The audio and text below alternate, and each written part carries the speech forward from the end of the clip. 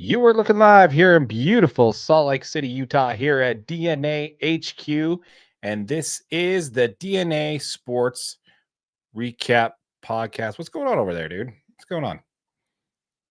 I don't know. I was trying to put our overlay on. Interesting.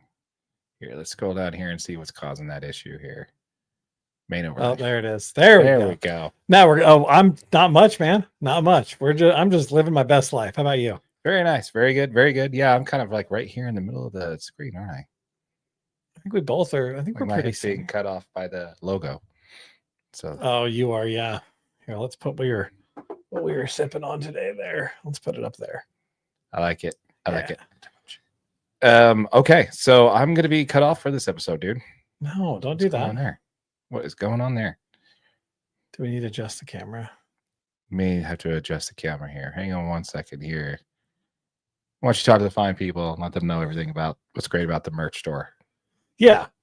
So if you guys could just go ahead and check down below. Okay, there's going to be an excellent. Is that going to do it? I think you need to tilt it back. Oh, yeah. Let's do it. Let's bring it down. Tilt it like that. Yep, right there is probably good. Don't worry, there's nobody watching. Awesome. And then back to the main overlay. Boom. There we go. That's better. Kind of. Now you got me. Because you turned it this way. We're a hot mess. Don't look at us, YouTube. Don't look at us. There's probably people watching on Instagram. Just because. The first time. Yeah, for the first time ever. No. Oh, yeah. Steph's watching. No, she joined, but she's not watching anymore. She joined. She left. It's okay. It's perfect. Yeah, we're okay with that. So don't watch what we're doing. All right. Well, once again, folks, thank you for joining us here on the live stream of the DNA Sports Recap. How's it going, AJ? I'm doing great, buddy. I'm doing great. Been an adventurous day. How about you? It's been great, man. It's been great. We just filmed another whiskey review video. Yes. Make sure you guys check them out. Like them. Love them. Share them. Yeah, they're pretty fun, man. They're pretty fun. I've already dumped my sampling one into the big glass. Time. So yeah, that's in there. Time. We actually need to get right into that here. Yeah. So pre-show cheers. Pre-show cheers. Cheers to you. And cheers to you guys.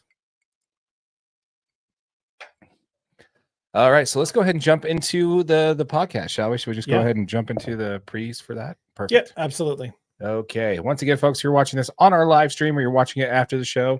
These videos are also available on the main channels. We split them up. We also have the ability to listen to us via podcast. So be sure to check that out. Yeah. All right. Hello, Internet. Welcome to the show. Thank you for joining us. Let's preview the college football playoff championship game. With the Utah Hockey Club, how is the homestand going? And will Isaiah Collier turn out to be the steal of last year's NBA draft? With the Utah Jazz, are the Utah Jazz already winning too much? Let's talk about the best 3 pitchers that were available this MLB offseason. In Major League Baseball, the Padres in a legal battle. All that more. My name is Darren. That is AJ, and this is the DNA Sports Recap. Roll the intro.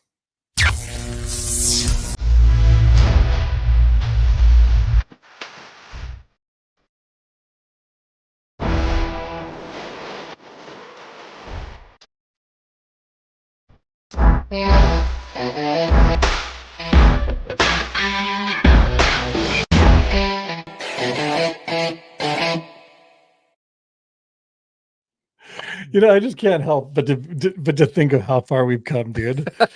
Like, we just actually ran an intro in the middle of the video. Like, when we started these, man, it was a hot mess. Me nervous, don't know what's going on, scared. Yeah, no, you were just carrying us through the show. No, come on now. I was just as nervous. I've never done a sports podcast before, so this was new to me. But yeah, no, when it comes to that, dude, we definitely have come a long way, and we really appreciate everybody for joining us in on this. If you're listening to this on the podcast, please feel free to give us a rate and review. Make sure you subscribe as well. That really helps out the channel on the podcast side. But let's go ahead and jump into it. Let's talk about our first conversational topic that we want to talk about, which is going to be the college football championship. Let's go ahead and break that one down, shall we? Yeah, absolutely. Let's get into it, man. So the college football playoff national championship game is set. We have the Ohio State Buckeyes against the Notre Dame Fighting Irish. This game is scheduled for January 20th, 2025. And this one's going to kickoff set for about 7:30 Eastern time. And at the time of recording, Ohio State is favored by 8.5. Over under on this one's 46.5. What do you got? Who's going to win? What are your feelings, man? Are you excited? Are you as excited for this game as I am? Yeah. No, it's going to be an interesting game. I'm excited for it. It's going to be a great. I think you got the right teams here, man. I really think you do. I totally agree. I think the two teams that wanted it the most from the get-go are in this game, man. Yeah. That's just kind of been the way I viewed it. All the difference, the playing games or whatever you want to call it, those first round that we have there. And this is the first time that we've gotten to fruition on this for the whole, like the new expanded playoffs. This was the first time we got to experience it. And I really kind of like the fact that the teams that showed up are the ones that are here. So, when it comes to that, man, should I just go into it? Yeah, absolutely. Okay. Absolutely. Go into it. We're ready. So Ohio State did struggle to pull away against Texas. They were able to come out with a victory against the Longhorns. Offensively, Notre Dame has injuries that are to their starting left tackle, Anthony Knab. Is it Knab? I've heard it both ways. Anthony Knab, and he will miss the game with a high ankle sprain. And you also have starting guard Rocco Spindler, who is also a game time decision after getting injured in the Orange Bowl. Ohio State's defense got sacked 4 times, and as well as the game-sealing strip sack for a TD, in the game as well, in their game against Texas. Why is it escaping me? Yeah. Ohio State played Texas. You're right. I don't know why I was escaping you there. But against Texas, Ohio State is second best in pass rush grade this season. Has the second best pass rush grade for a game this season in the Cotton Bowl. And they are, again, going up much easier competition against the Fighting Irish this week. Yeah. Next week. I don't expect much from the passing game from Notre Dame in this one. It is noteworthy that Notre Dame had to go 11 for 17 on third down to hold off Penn State, who went just 5 for 13 on both third and fourth down conversions in their last game. Yes. I don't see them repeating that kind of dominance against ASU, who is in the top of the country who is top in the country for success rate. Notre Dame had to face Indiana, which their passing game kind of crumbled in their postseason competition. They also had to face Georgia, who was on their backup quarterback, and Penn State didn't get a single completion from a wide receiver in that game.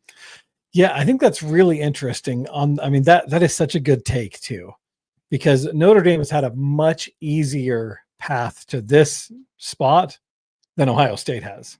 Yes.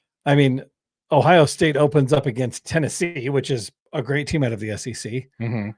moves into Oregon, who is the number 1 team in the country, and then has to beat Texas, who's the number 3 ranked team in the country. Right. That's just to get to facing Notre Dame. Yeah. To this point. So yeah, the path has been much easier. I mean, obviously Notre Dame only had to face Indiana.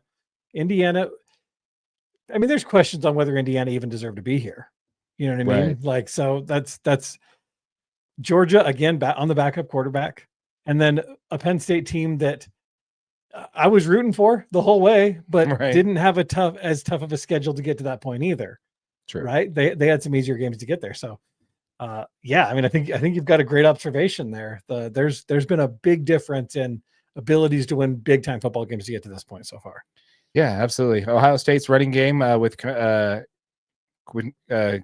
Quinshon.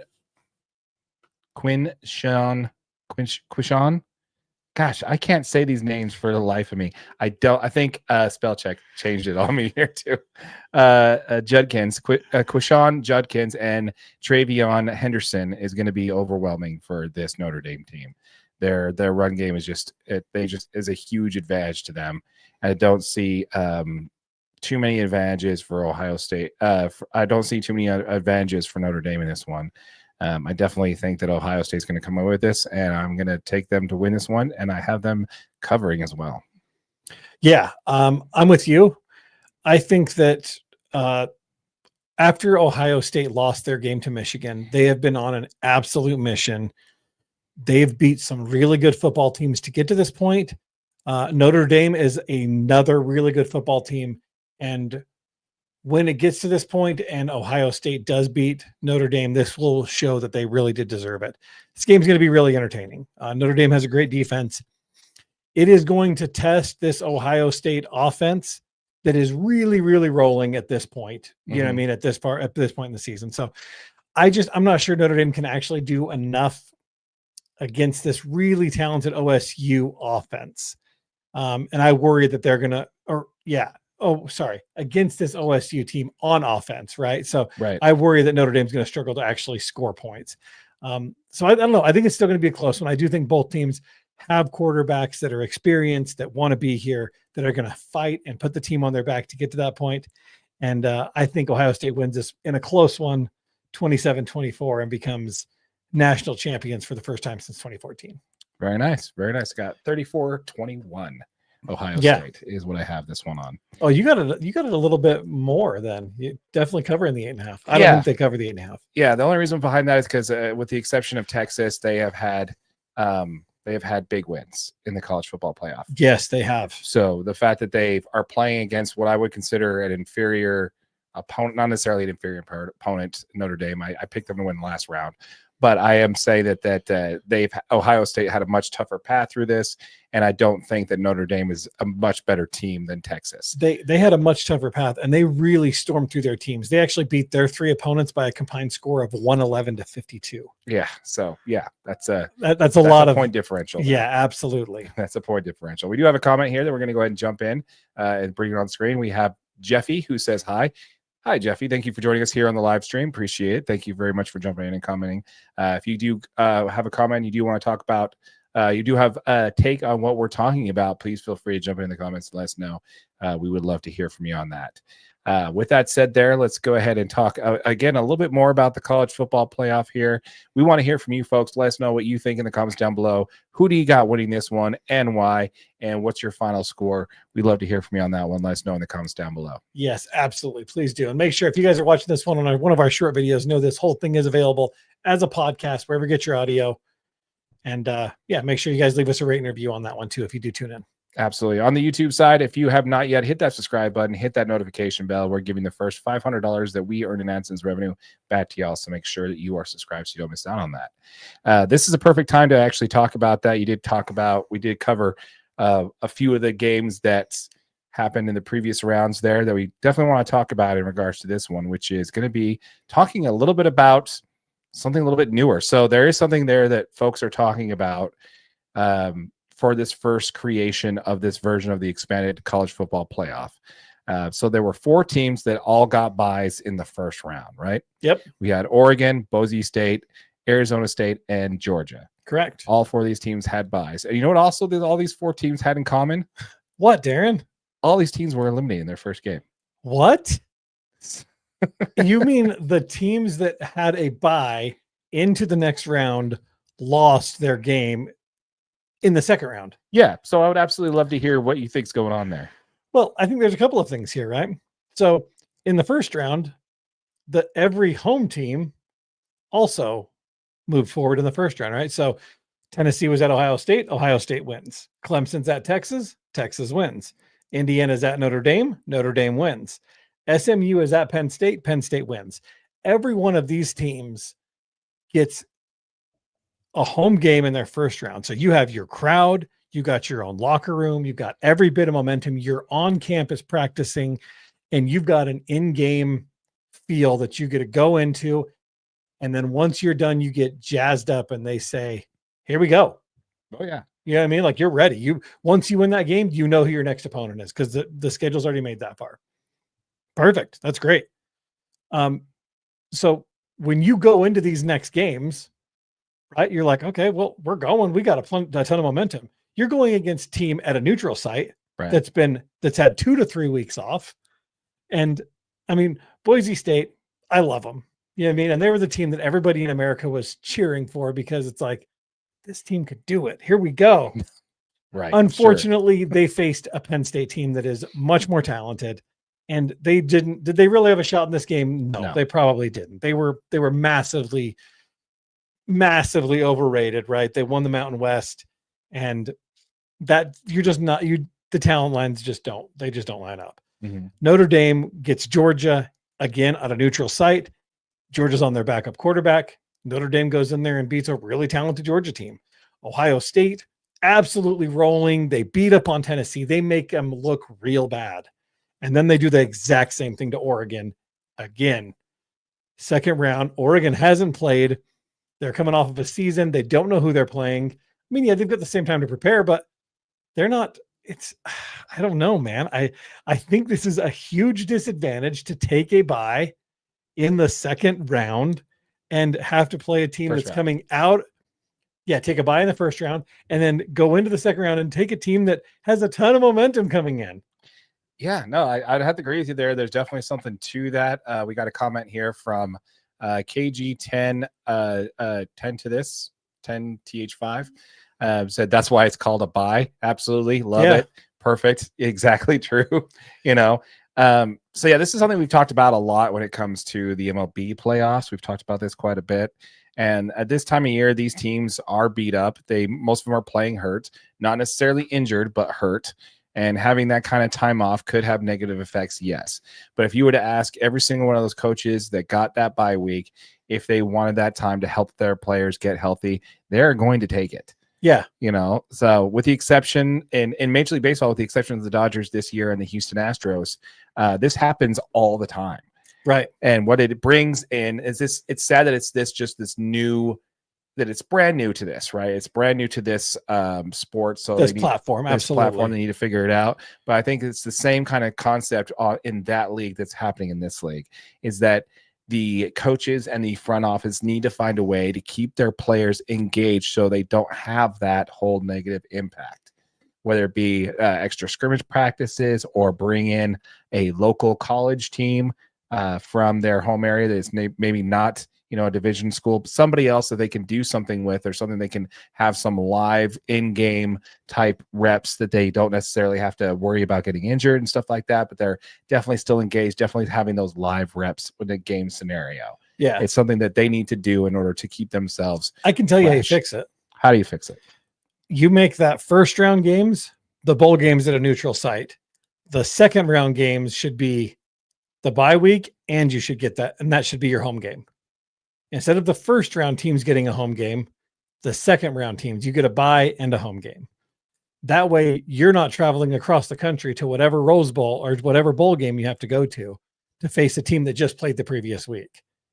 Those guys have to, playing in the second round should be an advantage. The advantage should be you have your home crowd. Yeah, you got a bye week. You should also have a home crowd. You should put the bowl weeks at a neutral site in the first weeks, and then the second week should be at home crowds. Well, the only issue there is that the team that's playing, you have to decide who that's going to be, because they need to go to the second round. Right. So how does that work? Well, you So know, the teams that play in the wild card are going to be playing. Whoever wins the wild card round is going to be playing the teams that got the bye. So how do they decide which team plays? Are you just talking about the second round?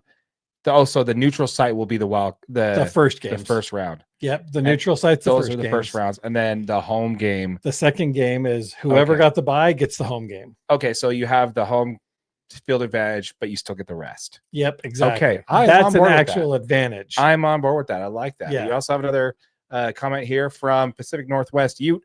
Oregon should have had a warm-up exhibition game against BYU or Ole Miss. Yeah, no, I think it's a great idea. Like I just think that these teams that didn't have a bowl game that they enjoyed, or teams that actually completely missed out on a bowl game, that would love to see themselves go up against one of the top-rated schools in the nation, just to kind of be like, okay, let's see what we have. And I think it's worth it. I think it's a good idea to do what you're talking about there, but I still think you're going to run into that same problem. Even if they have the home field advantage, they can still be sluggish. So I think that this is a situation where I just think it's easier to get up and play in front of your home crowd, right? You're going to have the juice from the crowd, where you might have been off for 2 weeks, but you walk into Oregon's home stadium, you walk into Eugene at Autzen Stadium, and that place is 70,000 deep, one of the loudest arenas on the west side of college football. You're going to have the juice. And Ohio State coming in there, that place is going to be insane. That's true. Where you go to a neutral stadium, yeah, you got half the crowd's yours. You should get home field advantage. Yeah, that should be yours. Yeah, and because you won your division, you won your conference, and you're the number 1 ranked team in the country, and you got beat because you had 2 weeks off and you're playing at a neutral site. Yeah, I could hear that's what Oregon fans are whining about. It sounds very familiar. Well, I'm just saying that on any one of these, though. Yeah, you know what I mean. I think there just needs to be a little bit more understanding on that you do have that time off. And even with home field advantage at that point, you are still going to be sluggish. I do think it's going to help, absolutely, but there's just nothing that's going to be able to replace those game time reps and stuff like that. Even during the regular season, coaches always talk about how hard it is to come off the bye week. Yeah, they got a chance to get healthy and everything like that, but we seem to be a little slow on our assignments and slipping stuff like that. So I don't know. I agree with you there. I just also think that it's probably something they just need to adapt, Yeah. Before we move on from college football, I don't know. We haven't talked about this. I'm actually just throwing this to you live here on the air. Yeah. So congratulations. Did you by chance catch any of the press conference availability from Coach Witt? I read like the summary of it. Okay. Which part specifically are you talking about? What's your main takeaway from his press conference? I mean, I liked the Cam info. I like the comments that he made about Cam. Yeah. One of the biggest takeaways is that Cam Rising is definitely going to be done with the University of Utah, and they're going to leave it up to him to announce it. His plans forward. Yeah. His plans forward, whether it be, playing somewhere else or just simply hanging up the cleats. But yeah, that definitely is one thing that's nice to actually have that. We kind of assume that, but that's definitely part of it for sure. That's definitely one thing. But here's something I need to ask you. This is kind of something we've been back and forth a lot about over this season, and this is something I've noticed quite a bit. So under this program, under Witt's tenure, has been a team that's led by year 3, year 4 guys. Yeah, right. Alex Smith, Brian Johnson, Cam Rising, 2 Pac-12 championships underneath Cam Rising. This is something that Utes have done underneath this regime to build this program to what it is. The Utes would have to find someone what they do is they always find somebody who's undervalued, and they put them in a position to succeed. They succeed, they stick with the program, and then they move on, and then they achieve what they can achieve in their college game, and they move on. Now, with how the college football landscape is shaping out, and as far as what the Utes have available in NIL money, things aren't going to be the same as they are anymore. You're going to get that. You're going to offer that player, who didn't get a shot somewhere else, to be your star running back. He's going to ball out for a year, run for, 2,000 yards, whatever. And then he's going to jump ship and go to a bigger payday on NIL. And I don't think that this particular regime is really taking that seriously to get to the point where they can understand that they need to pivot from, that type of old school mentality where you're sitting in the person's front room and recruiting them that way, to understanding that this is the type of thing you need to do. In that interview, I saw signs of that from Coach Witt, that he understands that that's kind of the position that he needs to take the program going forward. I don't know. What do you think on that? Yeah, no, I totally agree. And I think that there is a pretty wide expectation that hopefully this gets corrected sooner rather than later. Because the fact is players should not be free agents every single year with absolutely zero repercussions to them. Because all you're doing is drastically sliding the college football landscape. And the fact is you're going to be affecting the product that is on the field that is making college football playoff, college football so successful, right? Because what's happening is these players are just moving all over the place. The schools that had the least movement year to year are the schools that are in the college football playoff this year. Carson Beck's been the quarterback at Georgia 3 years. Gabriel, I guess the Ducks had Gabriel Dillon, but they had Bo Nix for 2 years, right? Like he had a graduate transfer. Gabriel Dillon obviously moved over. The Ducks had a really great year. The Texas, all of these teams had pretty similar rosters. By allowing these players to move every single year for a bigger payday is going to kill college football. And if they don't, these guys know this. It's going to do it, Darren. It'll be dead. Yeah. See, this is where I disagree with you on that one. I totally think that it's perfectly okay for the players to jump for more money. It's allowed for the coaches. Why not the players? It's not been something where coaches are held to their contracts that they signed to play for that team. And, they're allowed to jump for the next offer that's offered to them. I don't think it's any disincentive to the players to do the same thing. I don't think the University of Utah needs to hope for a change in the NCAA or that college football is going to change the way they're going to do it to force these players to stay here. I think Utah needs to understand that where they're at in the pecking order. Coach Witt seems to understand that he's not going to have the NIL money to compete with the Georgias and the Alabamas and those type of Miami, these types of college football. See that? Did you see that contract? No. Carson Beck just signed with Miami. Yeah. $10 million in NIL money. Yeah. So, honestly, I don't think the NIL, the name, image, and likeness is what they originally was hoping that it would be. I think it's definitely something different than what they were expecting it to be. What I'm thinking, though, is that, this is where this is where Coach Witt and the rest of the University of Utah needs to realize that this is where they're playing. They need to realize that they are hiring mercenaries. And they're coming in and they're going to take the player that was passed over. Maybe pay him a couple $100,000 to be your running back. Have that year where he balls out and then goes to the next big program for the next year. That needs to be where Utah understands that they need to play until they have the money to play in the powerhouse. You get into the college football playoff a few times, make it a few rounds. That NIL money is going to start stacking up. That bundle, that conglomerate of money is going to start going up. Wins create money, money creates wins. So I think if Kyle Whittingham and the rest of the University of Utah understands where they're at as far as that pecking order goes, they can build a powerhouse, like they mentioned in the press conference, an NFL model where they can help launch these kids into their next, whether it be with another team or simply staying here with a better contract. I think that's where they need to play. I don't think forcing these kids to and relegate and create new rules for them to go by is going to be what the answer for the University of Utah. I think it's not necessarily the answer for the U, but I think it's the answer for college football. I think if you go back to taking 1 year of eligibility away every time they jump, I think you increase from 4 years to 5 years of eligibility, right?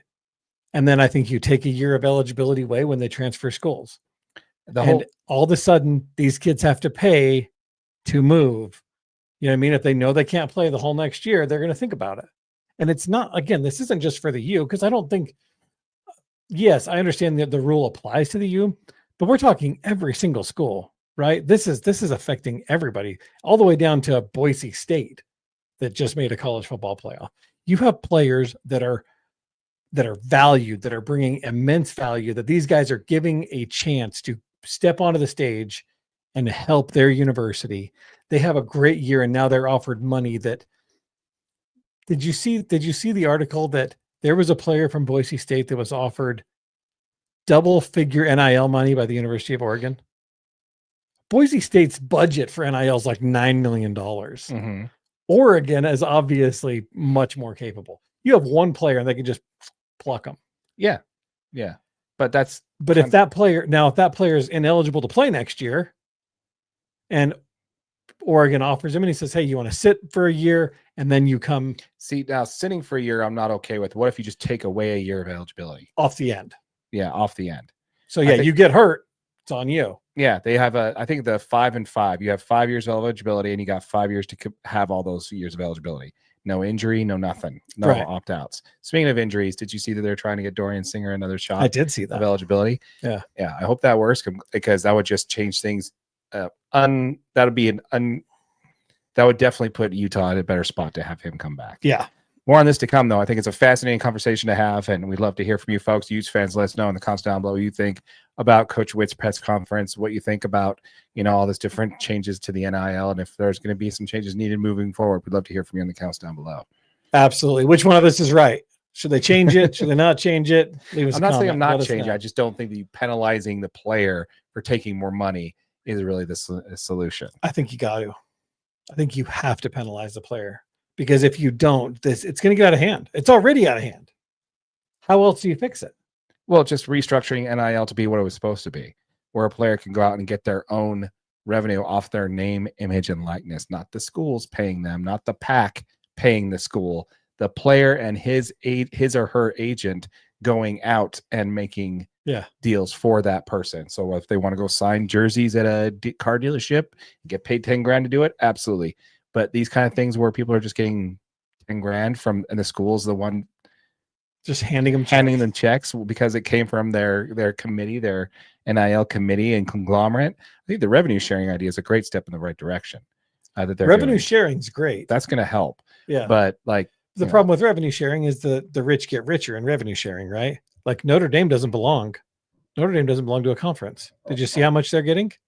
I think if you contribute $20 million Notre Dame gets for making the national championship game. Guess who they have to share that with?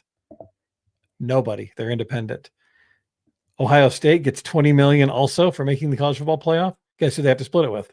Everybody in the conference. The Big Ten conference. Well, I don't see what's wrong with that. They're taking the risk of being independent and not having a conference championship to go for. Absolutely. They don't go undefeated, or they take more than one loss in a year, they're going to get hosed. They went 14-1 this year. So, I just think that's the benefit of being independent. You don't have to share that money. The risk of being independent. Yeah. Yeah. The risk and the risk reward factor. But anyway, we can definitely talk about this. There'll be more conversation on this for off season. I just wanted to talk to you about that real fast and bring it up. We do cover the youth on this channel, and it'll be really kind of advantageous to us to talk about the press conference they had within a couple of weeks of actually having the conference. Absolutely. So, yeah, for sure. We got another chat there coming from Greg Hawkins, channel legend of the channel, Greg Hawkins, with another $10 super chat. Greg, you're too good to us, man. Really appreciate it. I thought Witt's press conference was okay. I'm hopeful that the offense improves. Part of using NIL effectively is correctly valuing a player. Yes, some teams will overpay, and we probably won't. Yes, very good point there. Once again, really appreciate the super chat. Legend of the channel, Greg. Appreciate it. Thank you, Greg Hawkins there. I don't know, man. What do you think? Do you think he's right on that? I think he's got a good point. I think he's got a great point, because the Utes are not going to overpay a player or overvalue a player. I think that Witt kind of said it in the press conference that they base it off of NFL evaluations of players, right? Obviously, quarterbacks get paid the most, running backs get paid second most, and so on and so forth. I think Utah will be good at valuing players, and I don't think we will be overpaying them. But I think in the trade market is where you're going to see the most, right? That's where your big time players are going to be made. Players that have proven themselves, Utah will be making larger offers. That is the second time you've used the portal as call it trade market. They're not actually trading players, AJ. It's a trade market, man. Pretty much is. Yeah. You throw the player in and you pluck the players out that you want. Exactly. But yeah, no, I agree, man. I think it's a spot on there, Greg, when it talks about that. They definitely won't overpay for a player.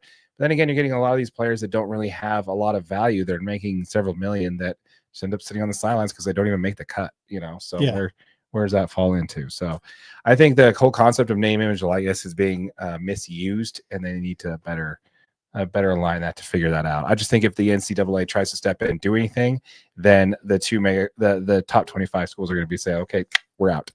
Yeah. And then that's the end of that. So I don't know, more to come on that, man. Super excited to see what happens in the next week's game. So again, let us know in the comments down below what you think.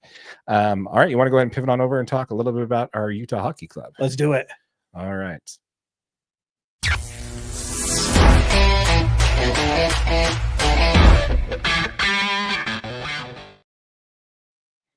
All right, man. So we've got Utah hockey. Let's go ahead and break it down, man. What's the first subject we're going to talk about today? Yeah, I mean, so we're going to kind of talk about how finding success at home for this Utah hockey club has been a persistent struggle, right? They're struggling to find success, and yeah, I mean, to kind of get into it, I mean, for a team teetering on the edge of the Western Conference playoff race, the margin for error is getting thinner by the day for this Utah hockey club. And I mean, despite that, it's been the road successes that have kind of kept this team's playoff hopes really alive. And I mean, winning 12 games at home obviously has been great. I mean, they had a 5-game road streak, that was really fun to watch in the middle of December. But the question is can they get it done at home? Are they going to get it done at home? And is that going to be enough to get them into the playoffs? Yeah, so let's go ahead and talk about how the homestand's gone so far. So far on this homestand, they've played 4 games. Yeah. They are 1-3 in those 4, with the only win coming against the San Jose Sharks in overtime. Right. So that's tough. That's not going to get it done. Utah is still 10 points behind the 7th place spot in the Western Conference. As a reminder, the top 7 teams in the conference make it to the playoffs. Utah is sitting at 43 points, 10 points behind the 53-point 7th spot, which is now the LA Kings, by the way. There's been a switch of that. It was Kavalo Avalanche. Now it's the LA Kings. We still have games against the Rangers, the Blues, and the Jets. The Rangers suck. The Blues are ahead of us in the rankings, but they're still sitting outside the playoff standings. Bad news is the Jets are the top team in the Western Conference, so that's not great. They have to win out for the rest. They need to win these 3 games to even be 500 on this road trip. On this homestand. We've beaten both the Rangers and the Blues this year so far. The Jets are going to be a bit tricky, but simply put, this homestand just didn't go as planned, and it's not going to help us get back in the playoff position. So maybe, actually, I'm going to save that for the end there, but that's kind of where I'm sitting at that when it comes to that. The homestand is not shaked out the way we were expecting it to. And again, we're going to have to really rely on the road wins to kind of help carry this team to the postseason. Yeah, I mean, it's been really, really rough. And I mean, over their last 4 home games, they've allowed an average of 3 goals per game while only managing 1.8 goals per game on offense. So that's always going to equal losing hockey. Like you said, they did beat San Jose for its lone win of the first 4 games in January. And for a team that's won just 3 times in its last 14 games in Salt Lake City, and its 6 home victories are the fewest in the NHL. Which hurts because should help beer sales though. Well, yeah, I mean, it should help. And the fact is the attendance for these games has been absolutely excellent, right? I mean, it's reported a sellout crowd of 11,131 for every home game during its inaugural season so far. It's great. So, which is, I mean, absolutely great, right? I mean, the full view seating capacity for hockey games is lower than obviously the seating capacity for the Jazz games and stuff. But I mean, they're selling these games out. People are showing up. They're watching. They just got to make it happen, man. They need to get in there and actually, it's great to know that fan support hasn't dipped against, the struggles on the home ice, but they've got to start getting some wins for the home fans and letting them take it home. Oh yeah, absolutely. Absolutely. And we'll jump into the comments here. We got another comment from Greg Hawkins there. The hockey club is doing worse than they did last year with better talents. Ooh, that's a good point. That might be a video for next week. But I still don't know enough about NHL to really understand why yet. Yeah. But that's why we're here, Greg. We're here to break it down for you a little bit and help. We're here to research it for you so that you can figure it out. So maybe we'll do that next week. That's a good video, idea for next week. Absolutely. Compare this Worse to with better. That's the name for the video. Worse with better. Yeah. Coyotes versus Utah HC or whatever we're going to be calling ourselves. But yeah, so I don't know. Maybe it's time, to maybe if we get these players turned around, with some of these players coming back healthy, maybe that leads into better success with all these players coming back. And that kind of leads us into our next subject. So let's go ahead and talk about that. So we need to do, Armstrong went into great lengths this offseason for this team to build in what they needed, which is better defense. Armstrong knew this, and he stepped up and straightened up the blue line for this team. One of those moves that he acquired was the best defensive player, one of the best defensive players in the league, in John Marino, who made his season debut yesterday in the loss to the Canadians. Now, that's not great. I'm saying that he made his season debut 43 games into the season. But what's your take there on John Marino coming back? And do you think it makes an impact for this team?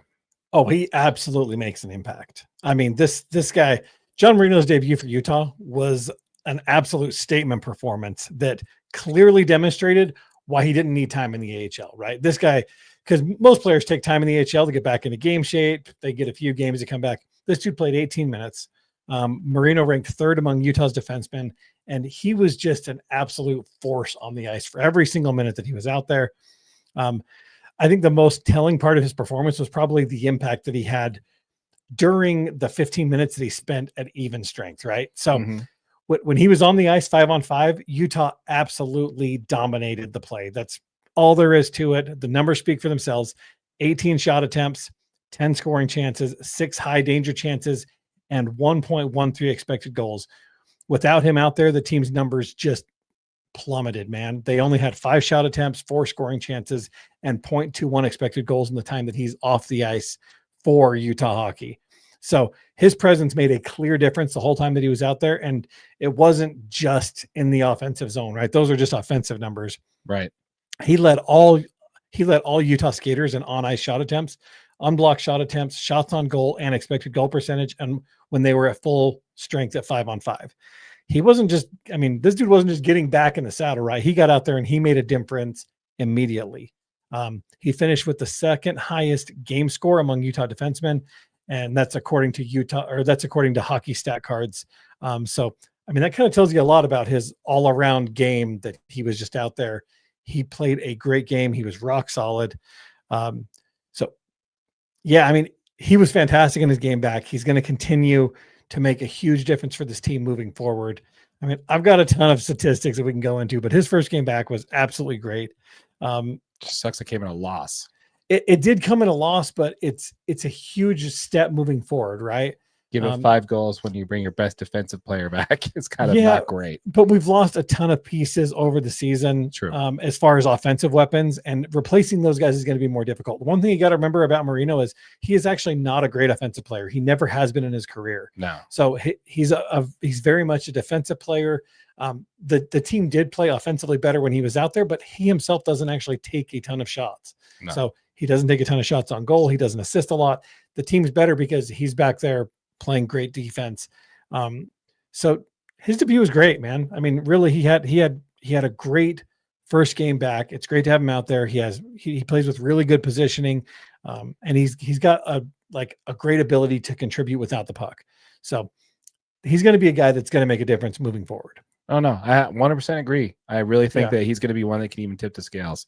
I think if we had him back earlier at this homestand, we'd be staring at a much different record than what we're looking at right now. Absolutely. We had a 2-1 loss, a 3-1 loss, and some other ones that are kind of tough, that if you had your best defensive player on there. It also doesn't help that Dylan Gunther, our leading goal scorer, was not in that game last night. Yep, out indefinitely with a lower body injury. Yeah, so that kind of hurts there. So it just kind of seems like we just need to wait for people to get back and get healthy before we can really see what this team looks like.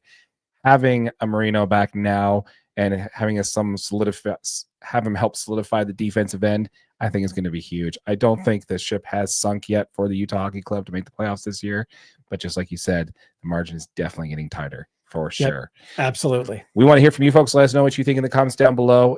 Do you think the Utah Hockey Club are still in a position to win a spot in the NHL playoff? We'd love to hear from you on that. What do you think about John Marino's return to your Utah Hockey Club, making his season debut halfway through the season? We would love to hear from you. Let us know your comments down below for that. As a reminder, we did just launch our channel, Utah Hockey DNA. This is a channel specifically for your Utah Hockey Club. All of our content will be posted here first. So a link to that channel will be in the description. So if you were watching this on our main channel, DNA Sports Recap, be sure to check out the description to see a link to this channel, Utah Hockey DNA. If you're watching this on Utah Hockey DNA, make sure you hit that subscribe button, smash that like button for your boy AJ over there. Boom, do it. And we'd love to hear from you. So be sure to chime in and be sure to check it out. We have a hoodie there for your Utah Hockey Club, Utah Hockey DNA in the merch store. Check it out. Yep. Beautiful hoodie too. All right, let's go ahead and pivot on over and talk a little bit about your Utah Jazz, shall we? Oh yeah. One of my favorite subjects. Let's get into it. Okay. You gonna change the color over this time? No.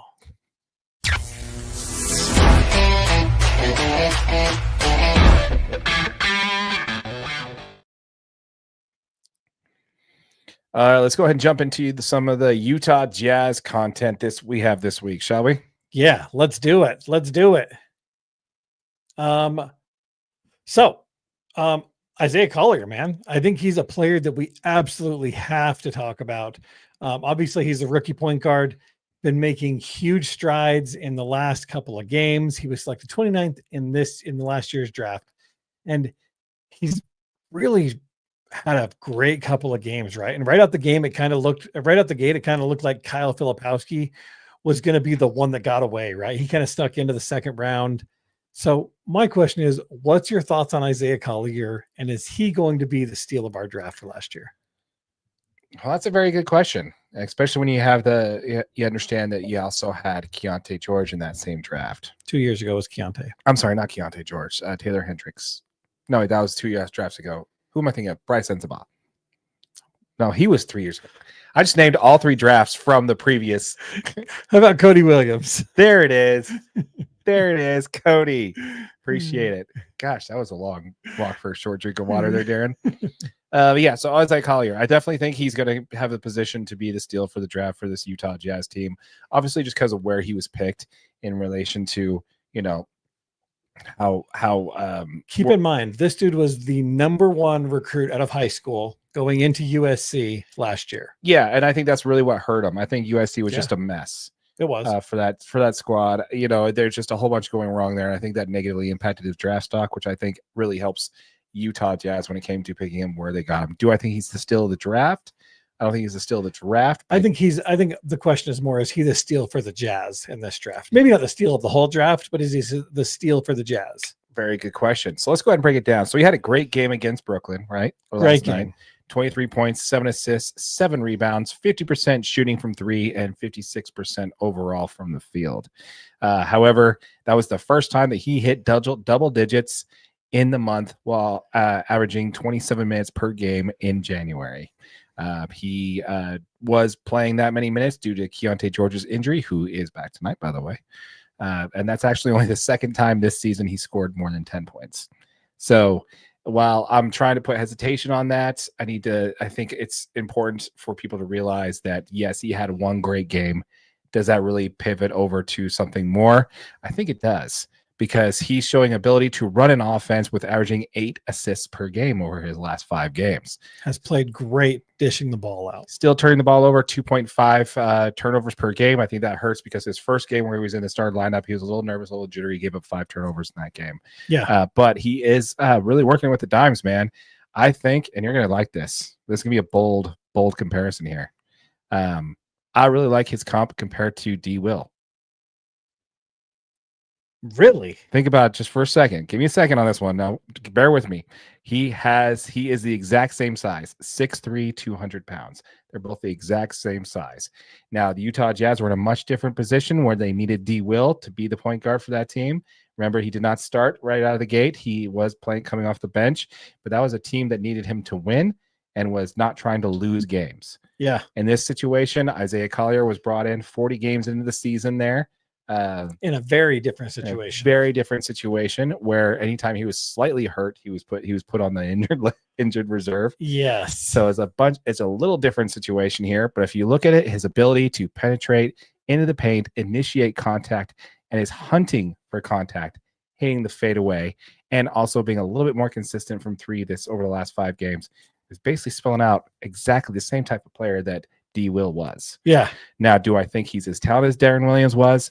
Absolutely not. Do I think he will be the starting point guard for this team when they're competing for a playoff spot? Absolutely not.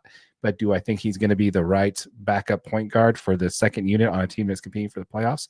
I actually do. Yeah, I think he's shown some huge progress. He's obviously got to get that 35% field goal percentage up, right? Like he hasn't shot the ball well from 3. He hasn't shot the ball well from really anywhere. His couple of games that he has had are as impressive as they've been. In those couple of games, you have to find those bright spots, and the bright spots are he's been great at dishing the ball. He's seeing the floor really well. He doesn't rebound the ball great, but he plays with so much confidence in all of these games.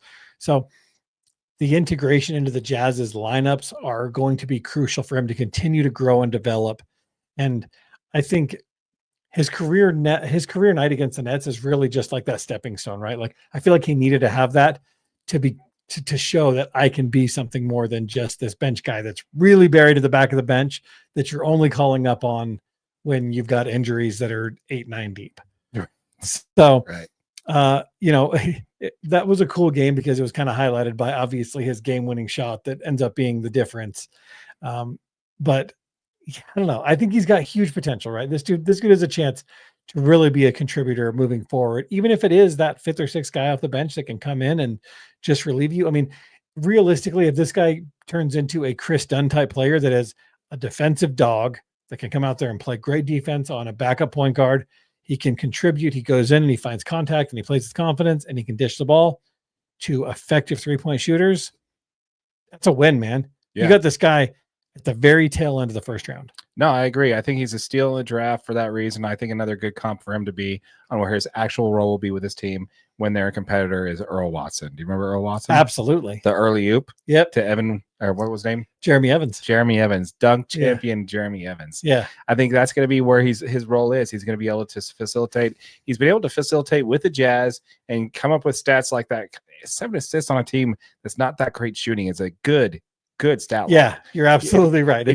If you actually had starting caliber shooting guards anywhere on the floor, dude would be in double digits for sure. Yeah, if he's not exactly playing with the starting lineup every single time out there, even with this team. It's actually a great point. I didn't even think about that. Yeah, you just really got to put him in perspective to where he is with the team. And I'm telling you, man, that Darren Williams comparison is I'm going to be accurate on that when this team is playing, if he's still with the team. So I think I'm spot on this one. So we want to hear from you folks. Let us know in the comments down below what you think when it comes to the Utah Jazz and how Isaiah Collier is playing. We wanted to hear from you folks. Is this a splash in the pan?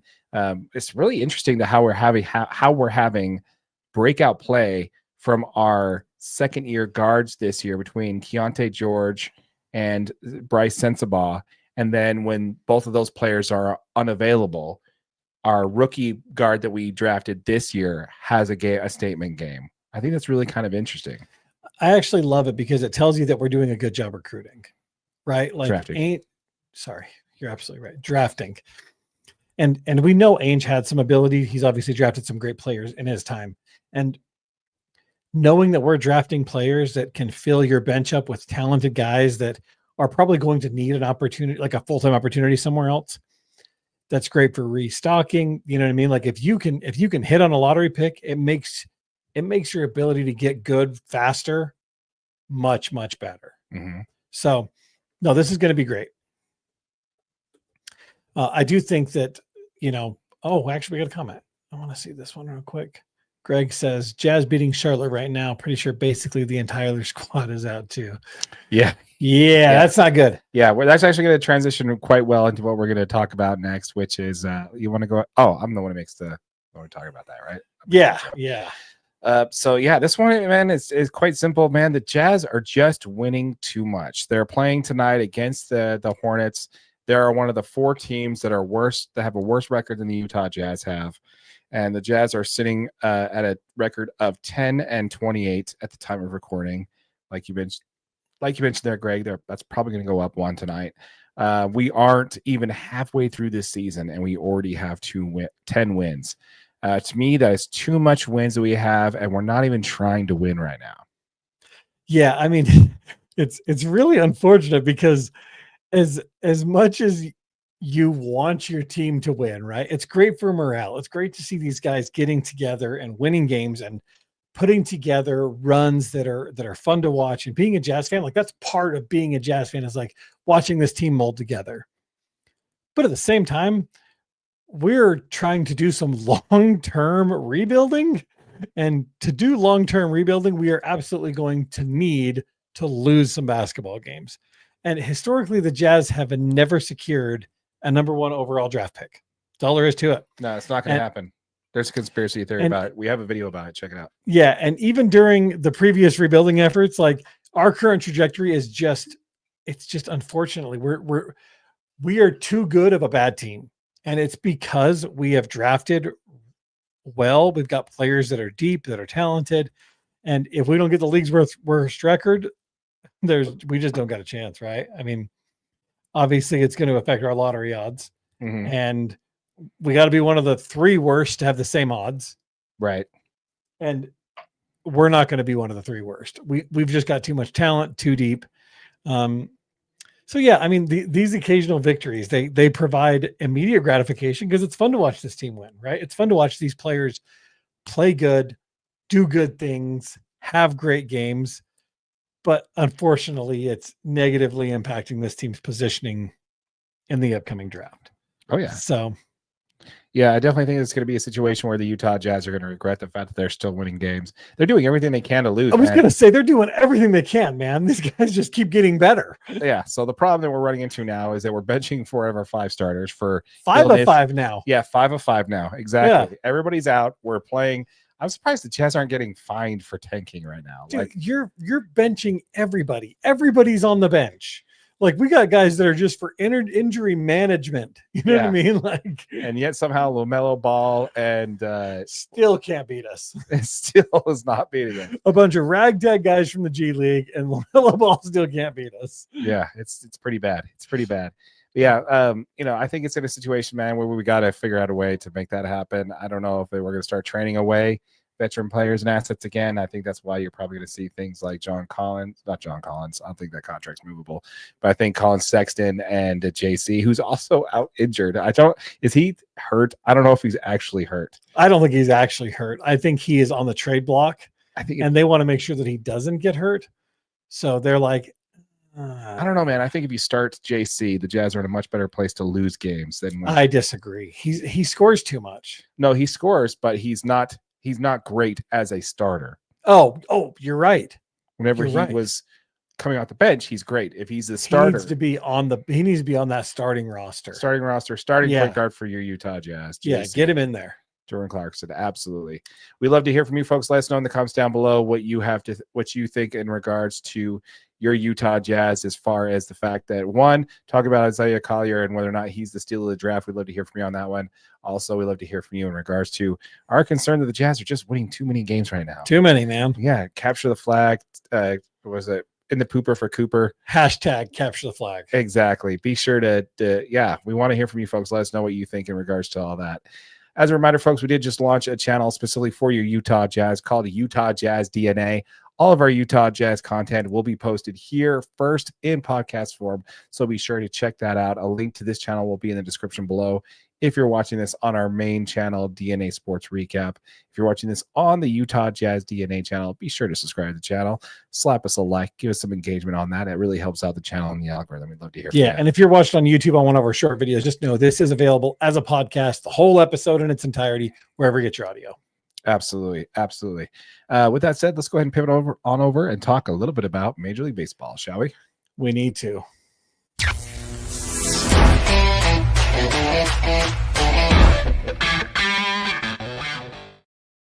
Because I was out. Yeah, I saw you was on empty there. It was sad. It was a sad minute right there. It was a sad minute. I was like, what's happening? What is happening? Once again, folks, we appreciate it. Thanks for tuning in. As a reminder, folks, if you have not yet subscribed to the channel, please hit that subscribe button. It's free of charge. Subscribe to the channel. We are giving the first $500 that we earn in AdSense revenue back to y'all. So if you have not yet, hit that subscribe button, hit that notification bell so you don't miss out on our giveaway of $500 in AdSense revenue back to you guys, just as our way of saying thank you for supporting the channel. Also, thank you for supporting the channel. Absolutely. So we have two top subjects that we want to talk about, but before we get in there, I want to do a little bit of a service to our boy Greg Hawkins in the chat. Right? Okay, let's do it. Okay, so now the Chicago Cubs traded for the player from the Houston Astros. Okay.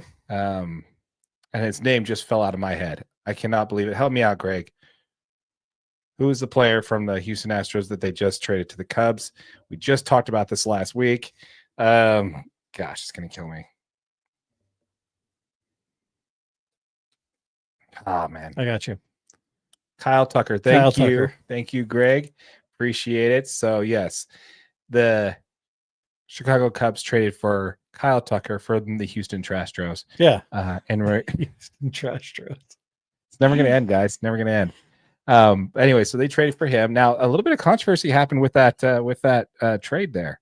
So he's in arbitration. So they traded for him, and then they had to go into an arbitration for him. Okay. So he wanted $12.5 million, and the Cubs wanted to give him like $10.5 million, somewhere close to that. Greg, correct me if the comments if I'm wrong on the amounts there. But do you know how the arbitration system works in Major League Baseball? A little bit. Can you explain it to me? Okay, so simply in the tail end of your contract, your rookie scale contract, you're eligible for what's called arbitration, where you're able to negotiate for a pay increase with the current team. And then if you guys don't agree, then it goes into an arbiter, and the arbiter decides based off of you hear your arguments, the team hears their arguments, and they decide. Okay, so Tucker actually wanted 17.5 million, and the Cubs offered 15. Okay, so there was a difference of about $2.5 million. Yep. So right around that number. So here's my question, and this is something I want to get Greg your input on. You just traded for the player, and you only have him for a 1-year rental. Why is right off the bat you're not going to pay him that $2.5 million? Like, come on, man. That seems absolutely insane to me. You're like, we really want you, but that $2.5 million, that's a deal breaker. Well, did you just trade him for that 1-year rental, or are you trying to sign him again for the long run? Like, yeah. To me, that seems a little crazy. Greg, thanks for jumping in there. We have cheap ownership. It's a problem. Offload a ton of salary, and they not even give Tucker what he deserves. Yeah, this guy is going to be a star. I would argue that he already is, man. He was he was in the top 10 in MVP votes for the American League last year. 9.9 OPS, 41 home runs, 109 RBIs, 100 RBIs. And I mean, those are crazy stats already, right? Like 989 OPS. Like he's legit, dude. Why would you not pay this guy whatever it took to get him? Especially you get so much goodwill by just saying, you got it. You just trade away Cody Bellinger's $30 million salary. You're well underneath the luxury tax threshold. You're not keeping any of that money from Cody. At least I don't think you are. I don't think the Cubs are taking that. I don't know, man. It really kind of boggles my mind that the Cubs traded for a star like Tucker and then immediately went into arbitration and then didn't immediately give what he wanted in arbitration. $2.5 million. Like, what does that do? The big problem is he plays and has a fantastic season. Right? They don't pay him. They don't change his arbitration number. He's going to go in there. He's going to play his butt off for the Cubs. And then guess what's going to happen in free agency? Unrestricted free agent. See ya. Doesn't matter what you offer. If you match the highest offer, he's gone. Yeah. Like, he's not going to all because you didn't pay him $2.5 million. Yeah.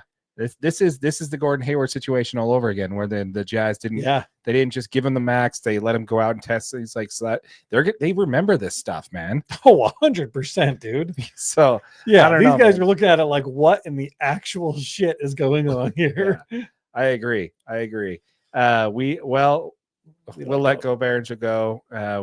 We're letting. Sorry, I'll read that. We let go of Bellinger. We're letting go of good. We're letting go of guys for cash. We can totally afford Tucker. We want to build goodwill with the player. It bothers me. Yeah, no, I'd agree on that, man. And then he said, we act like a small market team and we're getting owned by the freaking Brewers. Yeah. Well, hey, and you guys the Cubs are not a small market team. No, they're one of the most high valued teams in Major League Baseball. And they're in Chicago, which is one of the larger markets. They got 2 teams for that reason. Yeah, well, kind of. They have a major. They have a team and a half. They have a AAA team in the White Sox. But I have to agree with you there on that one, man. It's that meme that I sent you. Oh, dude, breaking news. 2025. The White Sox have already been eliminated from playoff contention. So sad, guys. Maybe in 2026. Maybe in 2026. And I just hear Lance Lynn. Oh, Lance Lynn just gave up another home run. But yeah, no, it's an interesting point there, because you really got to think about it there. Like, at least though the Cubs got the Brewers manager, the longtime manager for the Brewers. They got him, But at what and point? he's really good. He's really good. But at what point, dude? You've Yeah, got to and invest also- in your players. and the Brewers still won their division without the manager, so that didn't really, and without Corbin Burns. So I don't know, man. I'd really like to see the baseball's better when the Cubs are good. Just like when the Yankees are good, the Cubs are good. You know, Dodgers need to be good. Some other team, the Giants it's better when the Giants are good too. Like these legacy teams that are out there, the Red Sox haven't done nothing in like 10 years. You know, they've won a World Series ring in the last 10 years, but that's pretty much it. Yeah, Greg Counsell is the manager there. You just bailed me out again there, Greg. Appreciate it. We got Counsell and we had the exact same record. Yeah, that's a good point, man. The Cubs have the exact same record. You know, I think really it's going to be an addition first by subtraction there for you with Belly. The Cubs did have really good pitching though. Like when I watched that game, like when I was watching the game against the Braves, I feel like they brought out some really good like relieving pitching against the Braves, and I was like, wow, these guys are really good. Yeah, I don't know who would the Braves go after. Sorry, the Braves. Who else would the Cubs go after in the pitching market? Flaherty's still available. Yeah, I think he'd be willing to do a short, high AAV contract. Who else is out there? I really think if you do add another player, since you don't want to pay Tucker that $2.5 million, if you take that money and roll it into another starting pitcher, or even better, another bullpen arm, I think that'd be a good pivot there. But I think the NL Central is ripe for the taking, and the Cubs should just go and take it. And I think they have the opportunity to do so. So anyway, that's just something I want to talk to you about there, Greg. Again, appreciate it. Thanks for joining the channel. Yeah, thanks for your help also. Really appreciate the super chat as well. You're too good to us there, man. Greg Hawkins, legend of the channel. Let's go ahead and talk a little bit about what we actually want to talk, the additional subjects we actually plan to talk about today, which is let's talk some baseball here. Yeah, so let's break into kind of the big three free agent pitchers that were available this offseason. So yeah, to kind of get into it, obviously Corbin Burns signed with the Diamondbacks. The right-hander signed a 6-year, $210 million contract with a $10 million signing bonus. Max Fried was signed by the Yankees. The 30-year-old pitcher moved on from the Braves and signed through 2032 on an 8-year, $218 million deal with a signing bonus of $20 million.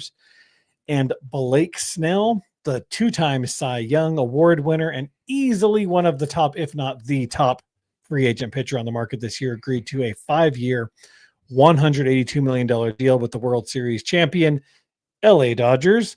And this deal does include a signing bonus of $52 million. So with all that being said, which team got the best deal on these three pitchers?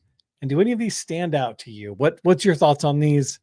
Break it down for me, Darren. So I want to first start by talking about Max Fried. I actually honestly would have preferred to have Max Fried with the Dodgers as a Dodgers fan than Blake Snell, believe it or not. I like his stuff better. But yeah, you're right on. Blake Snell, 5 years, $182 million, 2 Cy Young awards in that time. Max Fried, 8 years, the best, $218 million. His best Cy Young chances were in 2022. He didn't win the Cy Young. Just missed it though. Sandy Alcantara. Yeah. And now, he's Tommy John. So that kind of sucks, but hopefully he comes back this year. And Corbin Burns, 6 years, $210 million. He has a Cy Young from 2021, I believe. Corbin Burns has a Cy Young as well? Yeah, he has one. Oh, okay. Yeah. So when you look at that, if you just compare to Cy Youngs there, obviously the Dodgers had the cheapest contract and he has 2 Cy Youngs, right? So that kind of just jumps out to you as, oh, wow, that's just easily going to be the best deal. The Max Fried deal, you really got to kind of take it out with and look at that as kind of a different scenario there. He was probably going to get the most money, but he did have, so that 8-year contract's probably more like a 6-year contract. They're really just kind of stretching that out to lower their AAV. So that's really kind of like a 6 year. So him and his Burns contract, I think, are pretty much spot on there. I don't know, man. I have to say, when it comes to postseason performance, you can't beat Blake Snell, man. You just can't beat him. The Dodgers in 2020 literally had to wait for him to be pulled out of the game for them to have a shot to win that game in Game 6. And I just think the dude was so clutch in that game too. Yeah, he just whenever he's in the pitching in the postseason, he's always a second half season gamer, man. He never has the great first of the year. He had an ERA of over 4 in the first half of the season the year he won the Cy Young. Yeah. That means his ERA for the second half of the season was 1.5 or less Yeah. for the second half of the season. This guy just At what point do you think he was like, dominated. I just don't want to pitch against this Dodgers roster anymore? That must have been what it was with the Padres, right? You know, I don't know, man. I think he's gonna. I think out of all three, probably the team that got the best deal for the best pitcher is going to be Blake Snell. But you watch, man, Max Fried. I see him getting a Cy Young with the Yankees. Max Fried played really, really well for the Braves on the tail end of this season. He came in and had some really good performances where he was just solid, just throwing shutout innings for the Braves, gave him good 6-7 innings. I mean, where you didn't have to bring your relievers in early and burn up a bunch of innings with them. I definitely sad to see Max Fried go. We knew the Braves weren't going to pay him 8 years, $218 million. So that's okay. I'm excited for his opportunity with the Yankees. I think he's going to be a huge asset to him.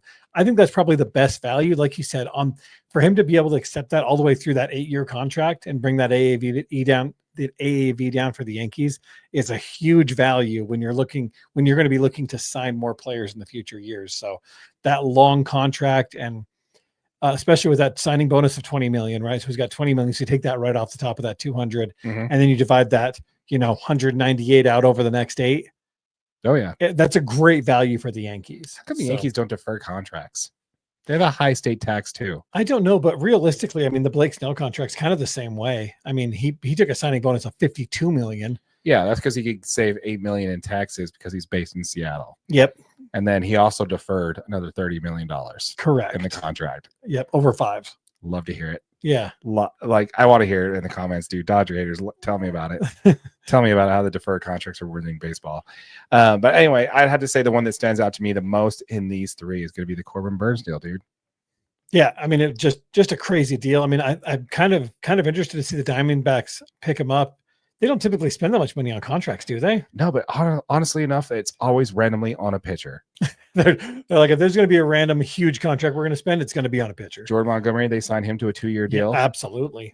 He opted in because he had a terrible year last year, and he opted into another $30 million. Yeah, I'm going to take that other $30 million. Yeah, and the owner's like, it's my mistake. We should never sign that contract. That's on me. You're saying that to a player you're coming back. That's coming back to your franchise. Yeah, dude, just the Diamondbacks ownership, man, just needs to sell. Let them move up here. But realistically, Boris negotiating that deal, it was funny because at the time we were just like, they kind of held out. And then they finally got that deal with the Diamondbacks, and it was like, okay, well, I mean, Montgomery finally signed. Yeah, did you hear about the drama between Montgomery and Snell and Boris on this one? No, I didn't. Oh my gosh, this is so good.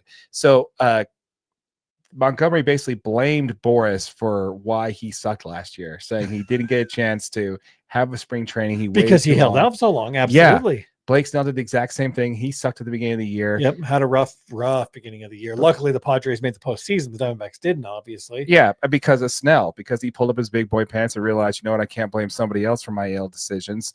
You could have signed with the team ahead of time if you really wanted to, which I think is the big reason why Blake Snell was the first one to sign. He's like, let's get this over with, get this done, and get going. I got to get into off season. Obviously, yeah. I got to get into a training camp and get going. And yeah, I need to figure that out. But I think Blake Snell backed Boris and said, hey, he did the right thing by me, and honestly, he did. I mean, think about it there. This is literally like a 6-year, $225 million contract. Right. Because he got paid like what, $40 million, to leave. So, well, he got that 1-year deal with the Giants, and he got paid like what, $30 million, and he signs a 5-year deal for $108 million. That's a 6-year, $210 million contract. He got Corbin Burnes' contract. It just took another year. Yeah. If you really think about it. So I just think it's really funny, that dynamic that he blamed Boris, left the agency, and Snell backed him up and said, hey, pull up your big boy pants and start pitching. Yeah, we made it happen. Yeah. But anyway, the reason why the Corbin Burnes thing is they did with Zach Greinke. He signed with the Arizona Diamondbacks for like $5 million more than what the Dodgers offered him. And so they just randomly pay a pitcher in randomly just pay for a pitcher, like just out of nowhere. They do this all the time. But this kind of goes to my point. And I want to jump into the comments here and get these before we talk about it, because I do want to bring it up. Randy Johnson, exactly, another payer. The Diamondbacks just randomly paid. Yeah, they just randomly. It's like, here, max contract. Here you go. I think he killed a bird. Have you seen that video? Oh yeah, just killed a bird. Randy Johnson, the big unit. Absolutely. The Diamondback. That dude was a freaking legend, pitcher. Man. Yeah, he is, man. He is. But you wait for it, man. Corbin Burnes, I think he's going to do great. Not going to beat Randy Johnson. Randy Johnson has just had that intimidation factor on the mound, man. But yeah, dude's Just make you massive. sweat. He's a big unit, man. Yeah, like he goes to release the ball, he throws it 80 miles an hour, and he's like 10 feet away from you because of that reach, dude. It's insane. I But loved watching Randy Johnson as a kid. oh yeah, actually, the first Dodger game I went to, they were playing against the Diamondbacks, and it was against Randy Johnson. I got to watch Randy Johnson shut down the Dodgers for six and a half No innings. way. And I'm just like, I want the Dodgers to win, but this is still awesome. This is still awesome. Watch Yeah. him just dominate, man. Adrian Beltre hit a triple that scored the Dodgers' only run. So that's my memory of that, my first Dodger game. But anyway, this is the most important thing. This is kind of what I'm going to talk about. You have a team in the Arizona Diamondbacks who are crying poor, who are threatening to leave their city, Right. effectively trying to relocate the team if they don't get a TV money deal. This is a small market team when it comes to Major League Baseball. They had one of the lowest payrolls in baseball. They made the World Series 2 years ago. Absolutely. And here they are ponying up the most money for one of the best players available in the draft, in free agency that everybody wants. You know what I want to hear? I don't want to hear any of this from any team crying about how small market teams can't pay players. Corbin Burns, 6 years, $210 million to the Arizona Diamondbacks. Smaller market teams can do this. And this is an example of a smaller market team doing this. They went out and got the marquee free agents for their team, and they're putting the money where their mouth is. The Arizona Diamondbacks are going to be a threat to make the playoffs again this year. And this signing is all the more to them. I think it's a great deal. I think it's a perfect example of how a small market team franchise should be ran. So a little golf clap there for the Arizona Diamondbacks, man. Absolutely love it. That's why that one out of all of them stands out to me. Sorry, I had to golf clap into the mic. Yeah. Yeah. So when it comes to the ones that stand out, that's who it is. Corbin Burns to the Arizona Diamondbacks. That stands out to me as the one that's the biggest importance because it means so much when it comes to all this talk about. It's going to be huge, man. It's good. That's a huge signing for the Diamondbacks. This is going to impact their season. It's going to be awesome. Absolutely. Absolutely. All right. So we have, you're doing the intro on both of these? Yeah, apparently. You made the notes. I was supposed to do the intro on this one. Well, we both only have intro notes. I hope not. No, I'm good. I'm good. You go ahead. Good, because I only have intro notes. All right, so we just can't not talk about this. So let's go. Why don't you go ahead and intro the subject, and we'll talk. Yeah, about it. absolutely. So we wanted to talk a little bit, obviously, about the San Diego Padres and their whole situation with their owner, obviously Peter Seidler. So he's the billionaire owner previous billionaire owner of the San Diego Padres. A little background on him: he founded a private equity firm in '92, acquired and invested in a ton of assets. I mean, this firm had an estimated $3.5 billion in assets in 2023. In September of 2023, Seidler announced that he had undergone a medical procedure which would prevent him from attending any of the further games in the 2023 season. He ended up dying, obviously, in San Diego, November 14th, 2023.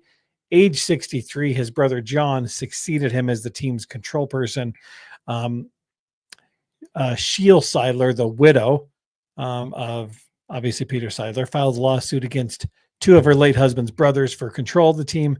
The lawsuit was filed in Travis County Probate Court in Austin, Texas. So what's going on? Why would she file this? What's the response has been? You got what details you got on this? Okay, so Sheil, who is the widow of Peter Seidler, by the way, rest in peace, Peter Seidler. He is a legend when it comes to small market teams as well. San Diego is not necessarily a large sports market. They've lost their two other teams in the Clippers and in the Chargers. So the fact that Major League Baseball was still there is kind of a big deal. And this guy actually had a bigger payroll than the Los Angeles Dodgers for three straight seasons. So legend, rest in peace, Peter Seidler. You own the Padres, but in my mind, you're still a winner. So really appreciate that. So Sheila, the widow of Peter Seidler, alleged that Peter's brothers, Robert, Matthew, and John, breached their fiduciary duty and committed fraud in their roles to helm the Padres. She argued that Peter wanted her to take over control ownership of the team in his passing and then hand it down to their children. It's based now. The family is saying that they had it stated in the trust that those three brothers that I mentioned, Robert, Matthew, and John, would be the ones who control the day-to-day operations for the team. So when she filed this lawsuit, she's basically making accusations that they're kind of trying to push her out of control of the team. She's been involved. She was there for the Manny Machado contract. She was there for the Blake Snell Yeah, contract. she put a lot of effort into building the current Padres that you see on paper. Yeah, so she's been involved in all those discussions, and she's basically, her lawsuit is saying that the team is basically, the brothers, the family are trying to basically push her out into more of a just a, you know, heiress type role, basically. Not an heiress type role, but basically just a, you know, somebody who owns part of the team but isn't part of the daily Oversees it. operations. Yeah, absolutely. She said that in several times they made it so her and her kids were not allowed in the ownership box at Petco Park, and that they are also threatening to potentially sell or move the team in her lawsuit is part of the reasons why she's bringing this up. Now Peter made this is a statement that was made from Peter's brothers there, that this lawsuit is entirely without merit. Peter had a clear estate plan in the statement that they said. The plan specifically named the 3 brothers out of their 9 siblings with whom they had worked with closely for many decades as the successors to the trust for his trust that Peter himself prohibited Scheel from ever serving as a trustee. So that's basically a statement from the Sadler family, from the brothers, saying that this was the plan all along for them to do this, and she is claiming foul and suing to have control ownership, and saying that the team's brothers' wives are making inappropriate and racist comments against her, and also not allowing her and her family to be in the ownership box at Petco Park, and also say that they are threatening to leave San Diego and also sell a team. So those are kind of the highlights of how that's all breaking down so far. You got anything else you want to add in on that? No, that's what I have as far as the highlights that are happening so far. You got the responses from each one of them? Wait, I just said response for the brothers, didn't I? Yeah, they denied the allegations, obviously, and then Scheel Seidler pretty much said that she intends to invest in the team's future and fulfill the dream of winning multiple championships, like she had discussed with Peter before his passing. That's like her response to that. Their response was that she intends to invest in the team's future. When did that come up? That's just what my notes say, man. I don't know where I read This is what I get for making my notes early. Like, I get my notes done, and then like something else comes up and you catch it. It's like whiskey, man. You find cheaper whiskey bodies for me too. Roki Sasaki was also named in the Padres ownership lawsuit. I saw this. So yeah, this was interesting there. The 23-year-old Japanese pitcher Phenom was mentioned in the lawsuit against the brothers. Scheel, who is the late widow again, did mention that the family-centric approach has been the cornerstone to the franchise, and that they have cultivated a unique sense of authenticity and belonging in this. So did you see where she mentions Roki Sasaki? Yeah, I did see that. Yeah. So for instance, at a recent column in the San Diego Union Tribune underscored by Scheel's critical role in successfully recruiting players, opinion of Scheel Sadler, former chairman's wife, said that she should be part of the Padres team, tries to woo Roki Sasaki. Yeah, I think that's interesting. And Sasaki named his 3 finalists. Did you see that? Yes. So Roki Sasaki named the Toronto Blue Jays, the San Diego Padres, and the Los Angeles Dodgers. That's his 3 finalists for where he will be signing. Yeah, I think it's really interesting that 2 out of 3 teams are in bad position right now. You have the San Diego Padres, who are dealing with this massive lawsuit, who a year ago couldn't pay their payroll. Did a video on that. So check it out in the comments down below. Good luck siding with that team there. And then the Dodgers, he goes to visit the Dodgers. LA is on fire, and the teams and the stadium's completely torn apart for renovation. So like, and he still won't sign with the Blue Jays. No.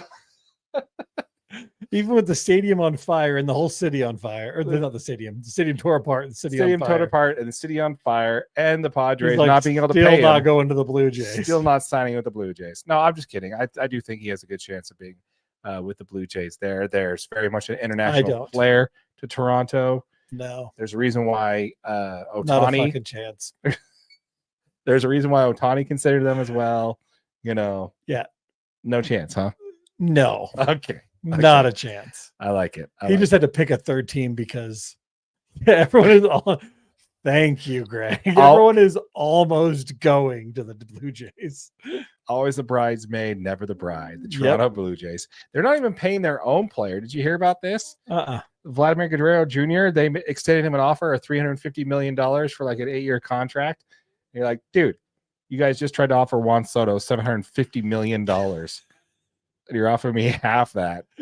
Sorry, nope. Sorry, Vlad. Yeah, so yeah, I think that's awesome. But yeah, I don't know, man. If Toronto can't get their homegrown players who are Canadian-born players to stay, I don't know. We all talk all this crap, and then all of a sudden, Sasaki signs with the Blue Jays.